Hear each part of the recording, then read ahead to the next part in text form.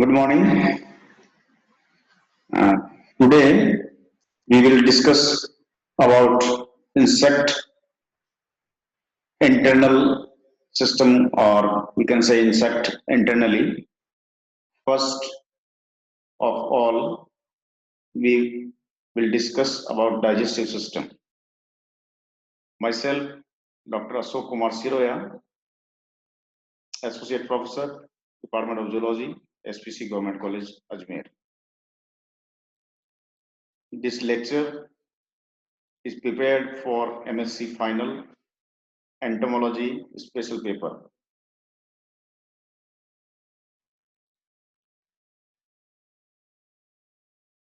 Insect internally, if we see the generalized internal anatomy can be seen like this, where digestive system, nervous system,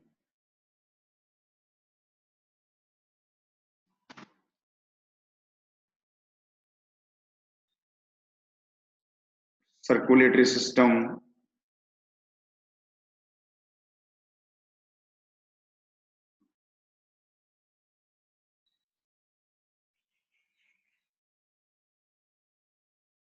or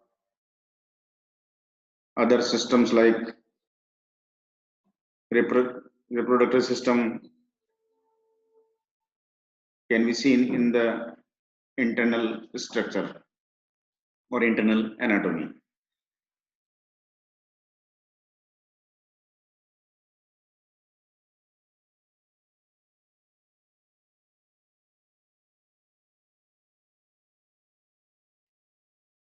digestive system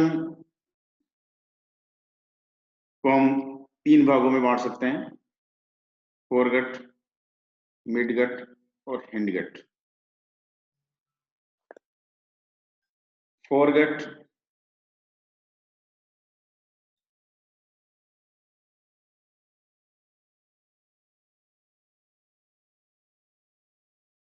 nervous system को brain और associated गैंग्लियों में बांट सकते हैं। उत्सर्जन तंत्र या जो एक्सक्रीटरी सिस्टम है उसको मेल्पिजियन ट्यूब्यूल्स,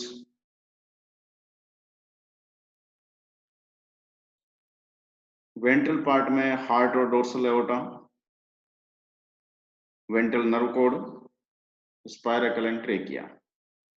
ये विभिन्न आंतरिक अंगों का इसमें चित्र दिखाया गया है, जिसमें विभिन्न अंगों ऑर्गन्स के बारे में विभिन्न स्थानों पे जो अवस्थित है जानकारी दी गई है।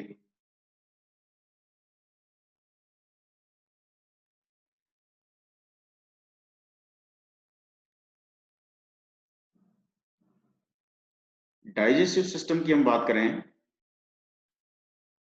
तो इंसेक्ट में भी फाइटोफेगस यानी कि प्लांट मटेरियल जो यूज करते हैं, एंटमोफेगस जो इंसेक्टिवोरस होते हैं, वुड बोरर यानी कि तना छेदक या जो लकड़ी या वुड को अपने भोजन के रूप में काम में लेते हैं, would feeder, saprophytic, mainly feeding on the solid food material which may be a part plant part or host tissue or wood।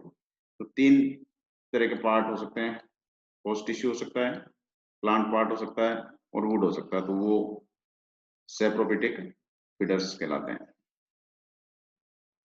Based on the food material ingested, there are structural modification in the digestive system of insects। विभिन्न प्रकार के जो उनके food material होते हैं उसके अनुसार उनके डाइजेस्टिव सिस्टम की संरचना मॉडिफाइड हो जाती है। Insect feeding the solid food material having the biting and chewing type of mouth parts and well developed gizzard, whereas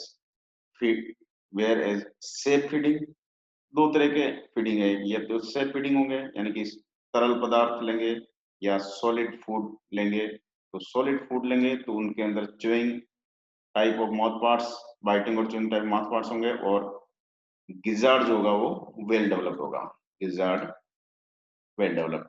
और safe feeding insects have sucking type mouth parts, इनके अंदर mouth part जो होंगे sucking type में होंगे, और filter chamber इनके अंदर पाया जाएगा, जो बीच में इनको एलिमेंट्री कैनाल के एक विशेषता होती है फिल्टर चैम्बर।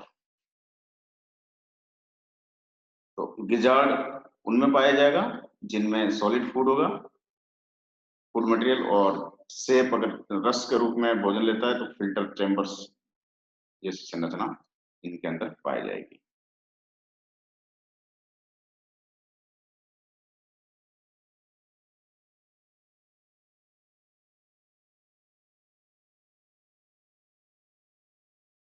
जैसा कि पहले बात करी थी कि एलिमेंट्री कैनाल को मुख्य रूप से 3 भागों में डिवाइड कर सकते हैं।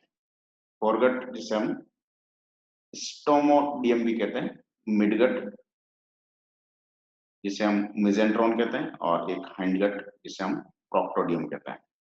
स्टोमोडियम और जो प्रोक्टोडियम है, स्टोमोडियम और प्रोक्टोडियम जो है ये एक्टोडर्मल होते हैं ओरिजिन में, और मिडगट या जो मिजेंट्रॉन है वो एंडोडर्मल होता है। इसकी जो क्यूटिकल है उसको हम इंटिमा कहते हैं, जो फॉरगट की जो क्यूटिकल है उसे हम इंटिमा कहते हैं, जो शेड होती रहती है और वापस नवीनीकृत होती, रिन्यूड होती रहती है। फूड का जो फ्रेगमेंटेशन है, टुकड़ों में पार्ट करना और फूड का स्टोरेज का काम इसके द्वारा किया जाता है। मिडगट जो एंडोडर्मल है, फूड डाइजेशन में इसका रोल होता है, फूड एब्जॉर्प्शन में भी इसका रोल होता है। पेरीट्रोपिक मेम्ब्रेन इनके अंदर पाई जाती है, या इंटिमा क्यूटिकल के रूप में पाई जाती है। हिंडगट या प्रोक्टोडियम जो है collect and conduct waste product for excretion, excretion के लिए जो वेस्ट प्रोडक्ट है उनको कंडक्ट करती है और कलेक्ट करती है। न्यूट्रिशन का रीअब्जॉर्प्शन करती है, न्यूट्रिएंट्स जो है जो यहाँ एब्जॉर्प्शन में रह गए वो वापस रीअब्जॉर्प्शन में हिंडगट का मुख्य योगदान होता है। वाटर और साल्ट बैलेंस, ऑस्मोटिक रेगुलेशन, ये इंपॉर्टेंट कार्य इसके द्वारा किया जाता है। तो यहाँ से आप फॉरगट,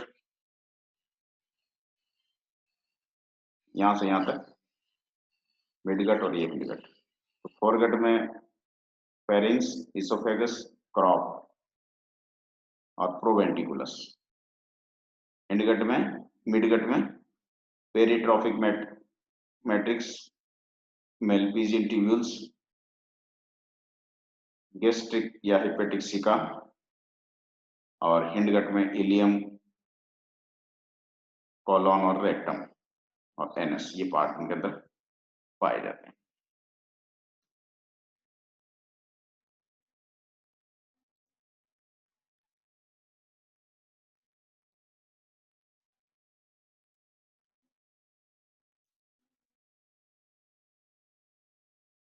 एक तथ्य यहाँ ये है कि insect have a complete digestive system.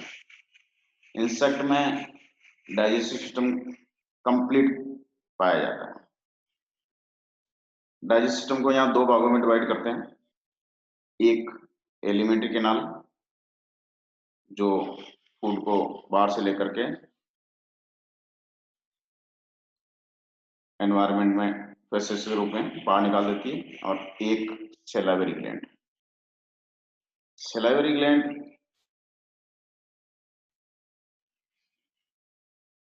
जो है वो सलाइवा का सीक्रेशन करती है, और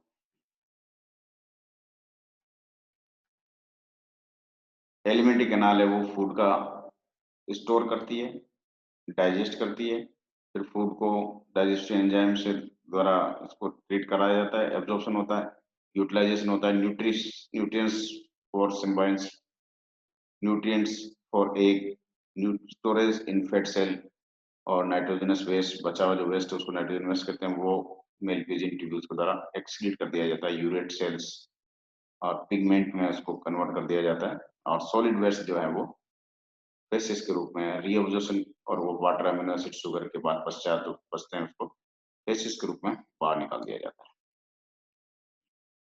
फूड जो यहाँ से प्राप्त हुआ था। तो ये एक पूरी एलिमेंट्री कैनाल है जिसे हम कंप्लीट डाइजेस्ट सिस्टम कह सकते हैं।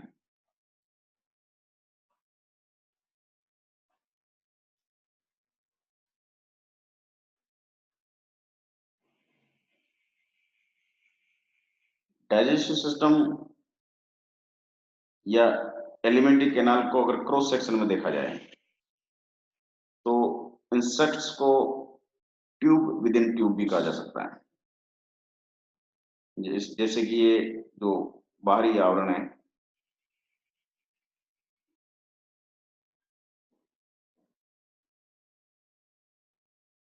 उसके मध्य में गट पाए जाते हैं और ये tube with in tube insect alimentary canal cross section में जैसे दिखाई दे रही है जिसमें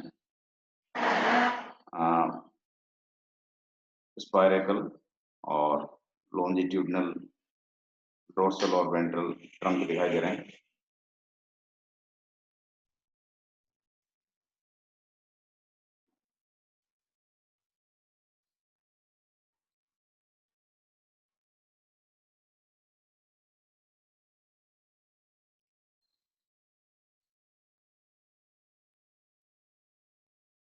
इंसेक्ट एलिमेंट्री कैनाल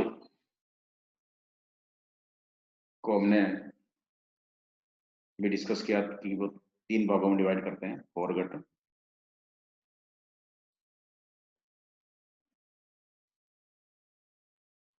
मिडगट और हिंडगट।